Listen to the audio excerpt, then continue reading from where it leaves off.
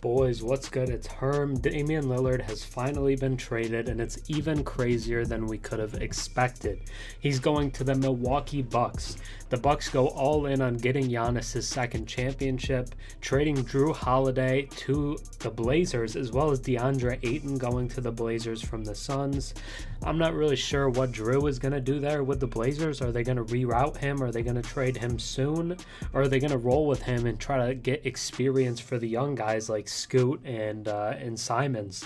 What are they going to do with him? DeAndre Ayton, the new starting center. Nurkic goes to the Suns. Grayson Allen does. Nasir Little and Keon. And the Bucks get Damian Lillard to make a new super team in the Eastern Conference. The Bucks are now kind of the best team in that conference, I'd say. But let's get into docs here and let's try to make the new lineups for the teams here, because I think everything changes with the Bucks looking as they are right now. So if you're looking at it, Dame is the new point guard. They lost Grayson Allen in the deal as well, so Grayson Allen no longer there. Jrue Holiday no longer there. So it could be Pat Connaughton. It could be, Jay Crowder. It could be Marjon Beauchamp, but I'll say it's Pat Connaughton. Giannis at the 3. Sorry, we're going to go Middleton at the 3, right? Middleton runs at the small forward. Then you have Giannis. And then at the center, you have Brook Lopez. And you still have guys like Bobby Portis and Beauchamp and Crowder all coming off the bench. This Bucks team is now probably the favorite to win the Eastern Conference, would be my assumption of what goes down here. But the Suns kind of look drastically different now too, because they're running Booker and Beal in the backcourt. Do they start Grayson Allen? I'd say probably not. I mean, they probably still start Eric Gordon, right, is the move. But it's either Grayson Allen or Eric Gordon now starting at the 3 spot, just because of the guys that are going back. Nasir Little could be an interesting depth piece, but he's probably not going to start. Then you have Durant at the 4 and Nurkic at the 5, along with all the other guys. It's interesting to me that they wanted to move Ayton to get Nurkic because of what it does to the team. Like, to me, Ayton is just a better player than Nurkic is right now, so that's the most interesting piece here. But the Blazers could get real funky with what their lineup looks like all of a sudden. They're still going to start Scoot to me. I just don't see any way that they don't. Like, he was the number 3 pick for a reason. You're going to start him because of what he is to your franchise now. And you're probably still starting Anthony Simons as well. So I'm not sure what Jrue Holiday fits in this lineup. But they have Ayton as well. I mean, maybe you bring Simons off the bench, right? And you start Jrue Holiday. But whatever way you slice it, this drastically changes what the Blazers are trying to do, because this could actually make the Blazers pretty good right now. You have Ayton as your starting center, who could look better with more opportunity. You have Jeremy Grant as a power forward. You have Jrue Holiday. That's a solid 3. And then you put the young 3 alongside it with Scoot, with Sharp, with Simons. And all of a sudden, the Blazers aren't going to be as bad as people thought. People thought when they traded Dame, they would end up being like the worst team in the West. But I don't see that with the guys they have now. I think the Blazers could genuinely be okay. And then you look at the Bucks. Damian Lillard is hands down the best teammate that Giannis has ever had.